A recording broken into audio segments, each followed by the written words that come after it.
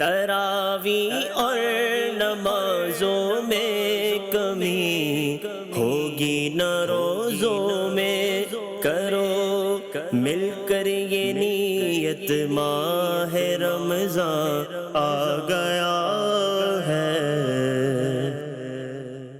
الحمد للہ رب العالمین والصلاة والسلام علی سید المرسلین، اما بعد فاعوذ باللہ من الشیطان الرجیم، بسم اللہ الرحمن الرحیم۔ الصلاة والسلام علیک یا رسول اللہ وعلی آلک واصحابک یا حبیب اللہ۔ الصلاة والسلام علیک یا نبی اللہ وعلی آلک واصحابک یا نور اللہ۔ حضور نبی اکرم صلی اللہ تعالی علیہ وآلہ وسلم نے ارشاد فرمایا، جو مجھ پر 100 مرتبہ درود پاک پڑھے تو اللہ تبارک و تعالی اس کی دونوں آنکھوں کے درمیان میں یہ لکھ دیتا ہے کہ یہ شخص نفاق اور جہنم کی آگ سے بری ہے، اور کل بروز قیامت اللہ تبارک و تعالی اسے شہداء کے ساتھ رکھے گا۔ صلو علی الحبیب صلی اللہ تعالی علی محمد صلی اللہ علیہ وسلم۔ پیارے اسلامی بھائیوں، مدنی چینل کے ناظرین، یہ ہے پروگرام درس تراویح۔ ہم آپ کو اس میں خوش آمدید کہتے ہیں۔ بیان سننے سے پہلے حصول ثواب کی خاطر اچھی نیتیں بھی فرما لیجئے کہ فرمان مصطفیٰ صلی اللہ تعالی علیہ وآلہ وسلم ہے، نیت المؤمن خیر من عملہ، مومن کی نیت اس کے عمل سے بہتر ہے۔ مدنی چینل کے ناظرین، آج کے اس درس تراویح میں آپ سماعت فرمائیں گے قرآن کریم فرقان حمید سے 23ویں سپارے کا خلاصہ۔ شروع میں ہی سورہ یاسین شریف ہے، اس کا کچھ حصہ تو 22ویں سپارے میں گزر چکا، اور بقیہ سورہ یاسین شریف 23ویں سپارے میں موجود ہے۔ اس کے بعد سورہ صافات ہے، اور پھر سورہ صاد ہے، اور اس کے بعد سورہ زمر کا کچھ حصہ موجود ہے۔ سورہ یاسین شریف، اس میں 5 رکوع ہیں اور 83 آیات بینات ہیں۔ سورہ یاسین شریف کے احادیث مبارکہ کے اندر بے شمار فضائل آئے ہیں۔ ایک حدیث مبارک میں نبی اکرم صلی اللہ تعالی علیہ وآلہ وسلم نے ارشاد فرمایا کہ ہر چیز کا ایک دل ہوتا ہے، اور قرآن کریم کا جو دل ہے وہ سورہ یاسین شریف ہے، اور فرمایا کہ جس نے بھی سورہ یاسین شریف کی تلاوت کی تو اللہ تبارک و تعالی اس بندے کے لیے 10 بار قرآن پاک پڑھنے کا ثواب لکھ دیتا ہے۔ اور ایک حدیث مبارک میں فرمایا، جو اللہ تبارک و تعالی کی رضا کی خاطر سورہ یاسین شریف کی تلاوت کرے گا تو اللہ تبارک و تعالی اس بندے کے گزشتہ جو گناہ ہیں وہ بخش دے گا۔ پھر حضور نبی پاک صلی اللہ علیہ وسلم نے فرمایا، لہٰذا اسے اپنے مرنے والوں کے پاس پڑھا کرو۔ یہ سورہ مبارکہ چونکہ مکیہ ہے، اور مکی صورتوں میں آپ کو اکثر یہ بات مشترک نظر آئے گی کہ اس میں اللہ تبارک و تعالی نے بنیادی عقائد کا ذکر فرمایا، یعنی توحید کا ذکر ہے، اللہ تبارک و تعالی کی قدرت کا ذکر ہے، اور نبی کریم صلی اللہ علیہ وسلم کی رسالت کا تذکرہ ہے، اور پھر قیامت میں مردوں کے دوبارہ زندہ کیے جانے کا بیان بھی موجود ہے۔ اس سورہ مبارکہ کی جو ابتدا ہے اس میں اللہ تبارک و تعالی نے قرآن کریم فرقان حمید کی قسم یاد فرمائی، اور قسم فرما کر یہ ارشاد فرمایا کہ نبی کریم صلی اللہ تعالی علیہ وآلہ وسلم سب جہانوں کو پالنے والے رب کے سچے رسول بن کر اس دنیا میں جلوہ گر ہوئے ہیں، اور ان کی رسالت سے لوگ 2 گروہوں میں تقسیم ہو گئے۔ ایک گروہ اناد اور دشمنی والا، جس کے ایمان لانے کی امید بالکل بھی نہیں، اور جو دوسرا گروہ ہے یہ وہ ہے جس کے لیے خیر ہے اور ہدایت حاصل کرنے کی توقع موجود ہے۔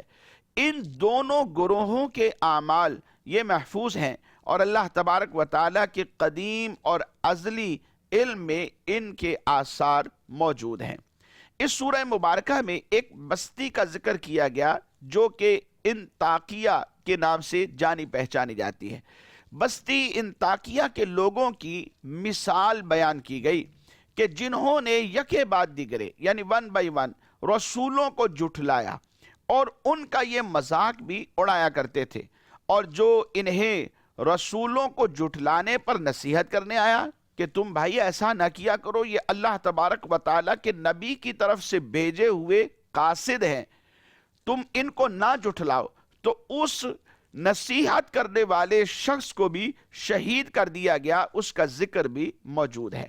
نصیحت کرنے والا تو جنت میں داخل ہوا، اور جو اسے شہید کرنے والے لوگ تھے ان پر اللہ تبارک و تعالیٰ کا عذاب نازل ہوا اور وہ جہنم میں داخل ہو گئے۔ کفار مکہ کو اس سورہ مبارکہ میں سابقہ امتوں کی ہلاکت کے بارے میں بتا کر انہیں اس بات سے ڈرایا گیا کہ اگر انہوں نے بھی سابقہ امتوں کی جیسی روش اختیار کر لی، جیسے وہ کرتے رہے، انبیاء کو جھٹلاتے رہے، اگر یہ بھی ایسا ہی کرتے رہے تو ان پر بھی اللہ کا عذاب نازل ہو سکتا ہے۔ اللہ تبارک و تعالیٰ نے اپنے پیارے حبیب صلی اللہ علیہ وسلم کے شاعر ہونے کی نفی کی اور یہ بتا دیا کہ وہ تو قرآن کے ذریعے اللہ تبارک و تعالیٰ کے عذاب سے ڈرانے والے ہیں اور اس بات کی خبر دینے والے ہیں کہ لوگوں کو اللہ تبارک و تعالیٰ کی جو نعمتیں مل رہی ہیں، ان نعمتوں کے ملنے پر اپنے رب تبارک و تعالیٰ کا شکر بھی ادا کرنا چاہیے۔ مدنی چینل کے ناظرین، اس سورہ مبارکہ میں انطاکیہ والوں کا ذکر کیا گیا، وہ کیا واقعہ تھا؟ آئیے سماعت فرمائیے۔ انطاکیہ یہ ملک شام کا ایک بہترین شہر تھا جن کی فصیلیں سنگین دیواروں سے بنی ہوئی تھی۔ پورا شہر 5 پہاڑوں میں گرا ہوا تھا اور شہر کی آبادی کا جو کل رقبہ تھا وہ 12 میل تک پھیلا ہوا تھا۔ حضرت عیسیٰ علیہ نبینا علیہ الصلوۃ والسلام نے جو اپنے حواری تھے ان میں سے 2 مبلغین کو تبلیغ کرنے کے لیے اس شہر کے اندر بھیجا کہ وہاں رہنے والے لوگوں کو یہ اللہ کی توحید کا پیغام پہنچا کر آئیں۔ وہ جو 2 مبلغین گئے ان میں سے ایک کا نام صادق تھا اور دوسرے مصدوق تھے۔ جب یہ دونوں اس شہر میں پہنچتے ہیں تو وہاں ایک بڑے شخص سے ان کی ملاقات ہوتی ہے۔ اس بڑے شخص کا نام حبیب نجار تھا۔ سلام کے بعد حبیب نجار نے پوچھا کہ کیسے آئے ہو، کہاں سے آئے ہو اور تمہارے یہاں آنے کا مقصد کیا ہے؟ تو ان دونوں لوگوں نے کہا کہ ہم دونوں ہی حضرت عیسیٰ علیہ نبینا علیہ الصلوۃ والسلام کی طرف سے بھیجے ہوئے مبلغین ہیں۔ ہم اس بستی میں آئے، ہمارا مقصد یہ ہے کہ اللہ تبارک و تعالیٰ کی توحید کی ان کو دعوت دیں۔ حبیب نجار نے کہا کہ آپ لوگوں کے پاس کیا کوئی نشانی ہے؟ تو ان لوگوں نے کہا کہ ہاں ہمارے پاس نشانی تو ہے۔ وہ نشانی یہ ہے کہ ہم مریضوں اور مادرزاد اندھوں اور کوڑیوں کو اللہ تبارک و تعالیٰ کے حکم سے شفا یاب کر دیتے ہیں۔ یہ اصل میں ان دونوں کی کرامت تھی اور یہ جو اوصاف بیان کیے گئے یہ حضرت عیسیٰ علیہ نبینا علیہ الصلوۃ والسلام کا معجزہ تھا۔ یہ سن کر حبیب نجار نے کہا کہ میرا ایک لڑکا ہے کہ جو مدتوں سے بیمار پڑا ہوا ہے، تم اس کو تندرست کر سکتے ہو؟ تو انہوں نے کہا کہ جی ہاں، اس کو ہمارے پاس لائیے، ہم اس کو صحت یاب کر دیتے ہیں۔ چنانچہ ایسا ہی ہوا۔ ان دونوں نے اس مریض لڑکے پر اپنا جب ہاتھ پھیرا تو وہ فوراً ہی تندرست ہو کر کھڑا ہو گیا۔ یہ جو خبر تھی ایسی خبر تھی کہ لوگوں میں یہ بجلی کی سی تیزی کے ساتھ سارے شہر میں پھیل گئی۔ بہت سے مریض جمع ہو گئے اور جو بھی ان کے پاس آتا اپنا مبارک ہاتھ پھیرتے اللہ رب العزت اس کو شفا یاب کر دیتا تھا۔ اس شہر کا ایک بادشاہ تھا، اس کا نام تھا انتیخا۔ یہ بادشاہ بت پرست تھا۔ جب اسے پتا چلا کہ توحید کی دعوت دینے والے لوگ یہاں پر باہر سے آئے ہوئے ہیں، اس نے ان دونوں مبلغین کو گرفتار کروایا، اپنے پاس بلا کر انہیں کوڑے بھی مارے اور پھر جیل میں بند کر دیا۔ اس کے بعد حضرت عیسیٰ علیہ نبینا علیہ الصلوۃ والسلام کو جب یہ خبر پہنچی تو آپ نے اپنے ہی حواریوں میں سے ایک حضرت شمعون رضی اللہ تعالیٰ عنہ تھے، انہیں آپ نے انطاکیہ بھیج دیا۔ آپ کسی طرح بادشاہ کے دربار میں رسائی حاصل کر کے پہنچ گئے اور بادشاہ سے کہا کہ آپ نے ہمارے 2 آدمیوں کو کوڑے بھی مارے اور حوالات میں بند بھی کر دیا، کم سے کم اس کی بات تو سنی ہوتی۔ تو بادشاہ نے ان دونوں کو جیل خانے سے بلوایا اور ان کے ساتھ گفتگو شروع کر دی۔ جب گفتگو شروع کی، ان سے پوچھا گیا کہ تم یہاں کس کام کے لیے آئے ہو؟ تو کہنے لگے ہم اس کام کے لیے آئے ہیں تاکہ تمہیں توحید کی دعوت دیں، جو اللہ تبارک و تعالی وحدہ لا شریک ہے، جس نے تمہیں بھی پیدا کیا اور تمہارے بتوں کو بھی پیدا کیا، تم اس کی عبادت کرو۔ بادشاہ نے ان سے نشانی طلب کی تو ان دونوں اشخاص نے ایک ایسے مادرزاد اندھے کو کہ جس کے سر میں آنکھیں تھیں ہی نہیں، ہاتھ پھیر دیا۔ کیا ہوا؟ دیکھتے ہی دیکھتے اس کی پیشانی میں آنکھوں کی جگہ پر 2 سوراخ پڑ گئے۔ پھر ان دونوں لوگوں نے مٹی کے 2 غلولے بنا کر ان دونوں سوراخوں میں رکھ کر اللہ تبارک و تعالیٰ سے دعا کی، تو یہ دونوں جو غلولے تھے آنکھیں بند کر روشن ہو گئے، اور وہ مادرزاد جو اندھا تھا وہ انکھیارا بن گیا۔ حضرت شمعون رضی اللہ تعالیٰ نے فرمایا کہ اے بادشاہ، کیا تمہارے بتوں میں بھی یہ قدرت ہے؟ بادشاہ کہنے لگا کہ نہیں، ایسا تو کچھ نہیں ہے۔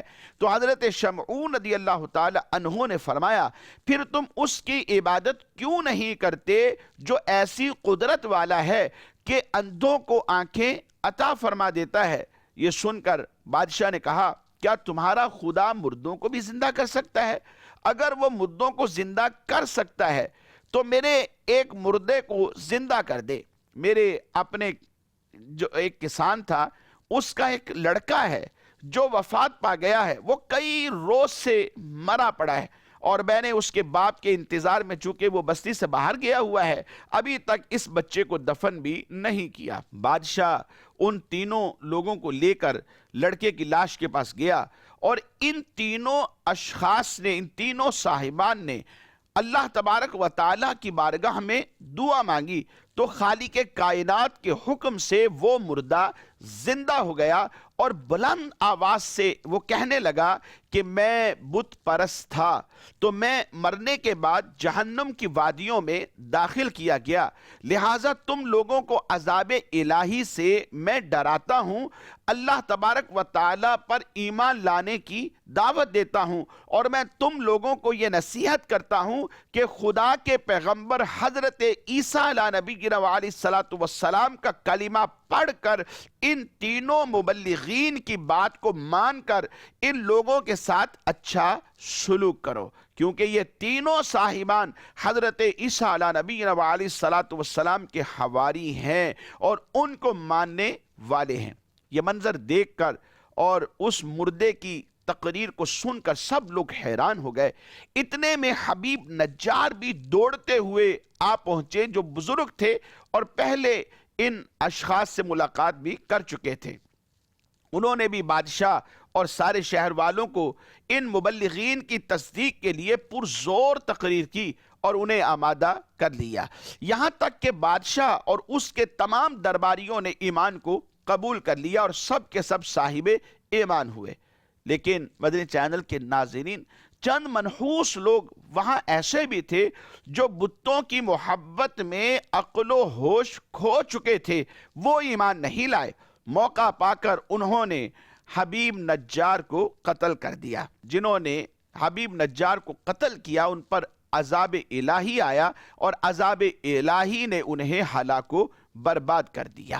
مدنی چینل کے ناظرین، اسی طرح سورہ یاسین شریف کے اندر یہ بھی مذکور ہے کہ قیامت کے دن مجرموں کو بلایا جائے گا اور ان سے پوچھا جائے گا تمہیں دنیا میں بھیجا گیا تھا تو تم نے کیا کیا، اور پھر ان مجرموں کے خلاف ان کے اپنی ذات اور ان کے جو اعضائے بدن ہیں وہ بھی گواہی دیں گے۔ سورہ یاسین شریف میں ہے وَامْتَازُوا الْيَوْمَ أَيُّهَا الْمُجْرِمُونَ، اور آج الگ پھٹ جاؤ اے مجرموں، أَلَمْ أَعْهَدْ إِلَيْكُمْ يَا بَنِي آدَمَ أَلَّا تَعْبُدُوا الشَّيْطَانَ إِنَّهُ لَكُمْ عَدُوٌّ مُّبِينٌ، اے اولاد آدم، کیا میں نے تم سے عہد نہ لیا تھا کہ شیطان کو نہ پوجنا، بے شک وہ تمہارا کھلا دشمن ہے، اور میری بندگی کرنا یہ سیدھی راہ ہے۔ وَلَقَدْ أَضَلَّ مِنْكُمْ جِبِلًّا كَثِيرًا أَفَلَمْ تَكُونُوا تَعْقِلُونَ، اور بے شک اس نے تم میں سے بہت سی خلقت کو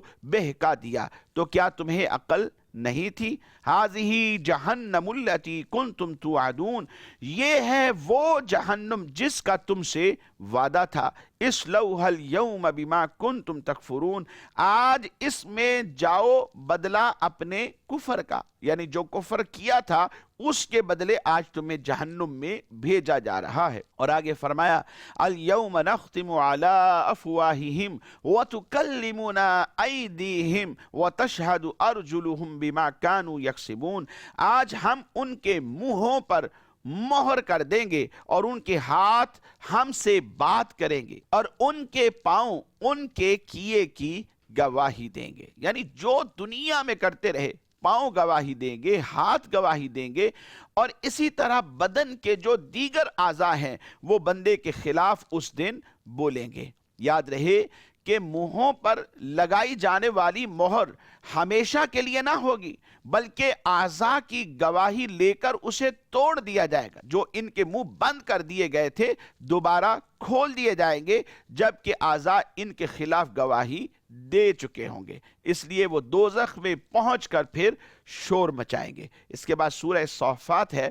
سورہ صافات بھی مکی صورت ہے۔ اس سورہ مبارکہ میں 5 رکوع ہیں اور 182 آیات بینات ہیں۔ حضرت عبداللہ ابن عباس رضی اللہ تعالی عنہما اس سورہ مبارکہ کے بارے میں ارشاد فرماتے ہیں کہ نبی اکرم صلی اللہ تعالی علیہ وآلہ وسلم نے ارشاد فرمایا، جس شخص نے جمعۃ المبارک کے دن سورہ یاسین شریف اور سورہ صافات ان دونوں سورتوں کی تلاوت کی، پھر اس نے اللہ تبارک و تعالی کی بارگاہ میں کوئی سوال کیا، تو اللہ تبارک و تعالی اس بندے کا وہ سوال پورا فرما دے گا۔ یہ سورہ مبارکہ بھی چونکہ مکی صورت ہے تو دیگر مکی صورتوں کی طرح اس کے اندر بھی بنیادی عقائد پر زور دیا گیا ہے۔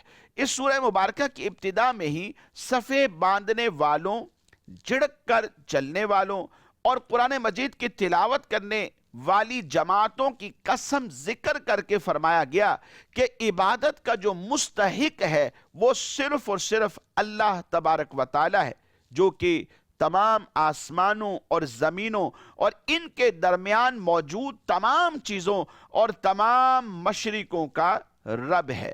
اور یہ بھی بتا دیا گیا کہ آسمان کو تمام سرکش جنات سے محفوظ کر دیا گیا ہے، اور اب وہ عالم بالا کے فرشتوں کی باتیں نہیں سن سکتے، چونکہ اس سے پہلے جنات جو ہیں وہ فرشتوں کی گفتگو کو سن کر غیبی جو گفتگو ہوتی تھی لوگوں کے سامنے رکھ دیا کرتے تھے، تو اس لیے یہ بات بھی واضح کر دی گئی۔ اور جو ان کی باتیں سننے کے لیے اب اوپر جائیں گے تو ان جنات کو جو سرکش ہیں شہاب ثاقب سے مارا جائے گا۔ اخلاص کے ساتھ ایمان لانے والوں کی جزا میں جنت کی نعمتیں بیان کی گئیں، اور یہ بتایا گیا کہ لوگوں کو کس چیز کے لیے عمل کرنا چاہیے۔ پچھلی امتوں کے احوال بھی اس سورہ مبارکہ میں ذکر کیے گئے۔ جن لوگوں نے اللہ تبارک و تعالیٰ کے رسولوں کو جھٹلایا انہیں عذاب میں مبتلا کر دیا گیا، اور جو ایمان لائے اور انہوں نے اپنے رسولوں کی پیروی کی تو وہ عذاب سے محفوظ ہو گئے۔ حضرت نوح علیہ السلام، ابراہیم علیہ السلام، حضرت اسماعیل علیہ السلام، حضرت موسیٰ علیہ السلام، ہارون علیہ السلام، اسی طرح حضرت الیاس علیہ السلام، حضرت لوط علیہ السلام اور حضرت یونس علیہ السلام، ان کے واقعات بھی اس سورہ مبارکہ میں مذکور ہیں، اور ان میں سے حضرت ابراہیم علیہ السلام اور حضرت یونس علیہ السلام کا واقعہ تفصیل کے ساتھ بیان کیا گیا۔ حضرت ابراہیم علیہ السلام نے جو اپنے بیٹے حضرت اسماعیل علیہ السلام کو اللہ تبارک و تعالیٰ کے حکم سے ذبح کرنے کے لیے لٹا دیا، اور پھر ان کی جگہ پر اللہ رب العزت نے ان کی قربانی کو قبول کرتے ہوئے ایک مینڈا حضرت جبرائیل امین علیہ السلام کو لانے کا حکم دیا اور مینڈا ان کی جگہ پر ذبح کر دیا گیا، اور ان کی قربانی اللہ تبارک و تعالیٰ کی بارگاہ میں قبول ہوئی، اور ان کی سنت کو ادا کرتے ہوئے آج تک مسلمان اس قربانی کی یاد میں عید الاضحیٰ پر قربانیاں کیا کرتے ہیں۔ اس واقعہ کا ذکر بھی اس سورہ مبارکہ میں موجود ہے۔ اس کے ساتھ ساتھ کفار کا ایک عقیدہ بھی بیان کیا گیا۔ کفار کہا کرتے تھے کہ فرشتے اللہ تبارک و تعالیٰ کی بیٹیاں ہیں۔ ان کے اس عقیدے کا رد کر دیا گیا اور اللہ تبارک و تعالیٰ کی پاکی کو بیان کیا گیا۔ مدنی چینل کے ناظرین، اس کے بعد ہے سورہ صاد۔ سورہ صاد یہ بھی مکی صورت ہے۔ اس میں 5 رکوع اور 88 آیات بینات ہیں۔ اس سورہ مبارکہ میں بھی چونکہ یہ سورہ مبارکہ مکی ہے تو بنیادی عقائد کا ذکر اس میں موجود ہے۔ اس سورت کی ابتدا میں بتایا گیا کہ کفار صرف تکبر اور اناد کی وجہ سے اللہ تبارک و تعالیٰ کے رسول صلی اللہ تعالیٰ علیہ وآلہ وسلم کی مخالفت پر عمل پیرا ہے۔ تکبر اور اناد کی وجہ سے، دشمنی کی وجہ سے، اور انہیں اس بات پر تعجب ہو رہا ہے کہ انہی میں سے ایک ڈر سنانے والا عظیم رسول تشریف لایا ہے، اور اس نے ان سب بتوں کی عبادت کو باطل قرار دے دیا ہے جن کی وہ بڑے عرصے سے عبادت کرتے چلے آ رہے ہیں۔ اپنے انبیاء کرام علیہ السلام کو جھٹلانے والی سابقہ امتوں کے دردناک انجام کو بیان کر کے اسی سورہ مبارکہ میں کفار مکہ کو یہ نصیحت کی گئی کہ اگر وہ بھی اپنی سرکشی پر قائم رہے تو انہیں بھی ہلاک و برباد کر دیا جائے گا۔ مزید حضرت داؤد، حضرت سلیمان علیہ السلام اور حضرت ایوب علیہ السلام کے واقعات تفصیل کے ساتھ اس سورہ مبارکہ میں بیان کیے گئے۔ حضرت ابراہیم علیہ السلام، حضرت اسحاق علیہ السلام، حضرت یعقوب علیہ السلام، حضرت اسماعیل علیہ السلام اور حضرت یسع اور حضرت ذوالکفل علیہ السلام کے واقعات اجمالی طور پر اس سورہ مبارکہ میں بیان کیے گئے ہیں، اور ان واقعات کو بیان کرنے سے مقصود کیا ہے؟ علماء نے لکھا کہ ان واقعات کو بیان کرنے سے مقصود نبی اکرم صلی اللہ تعالی علیہ وآلہ وسلم کو کفار کی طرف سے پہنچنے والی اذیتوں پر تسلی دینا ہے۔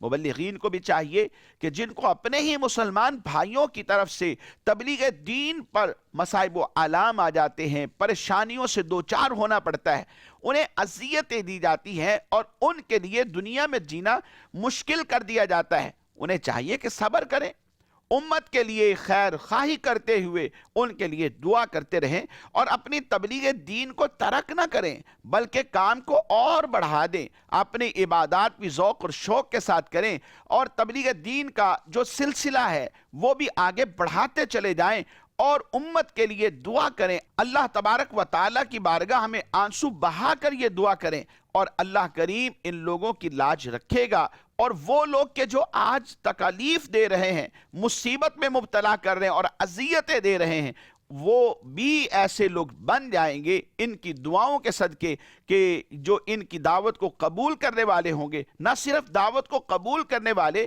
بلکہ اسی پیغام حق کو آگے اوروں تک پہنچانے والے بن جائیں گے۔ اس سورہ مبارکہ کی آخر میں حضرت آدم علیہ نبینا وعلیہ السلام کی تخلیق اور شیطان کے انہیں سجدہ کرنے کا واقعہ بھی مذکور ہے۔ مدنی چینل کے ناظرین، آج کے سلسلے کا وقت اختتام کو پہنچا۔ ہم آپ سے اجازت چاہتے ہیں، دعا گو ہیں اللہ کریم جو کچھ سنا ہے ہمیں یاد رکھنے، عمل کرنے کی توفیق بھی نصیب فرمائے۔ آمین بجاہ النبی الامین صلی اللہ تعالی علیہ وآلہ وصحابہ وبارک وسلم۔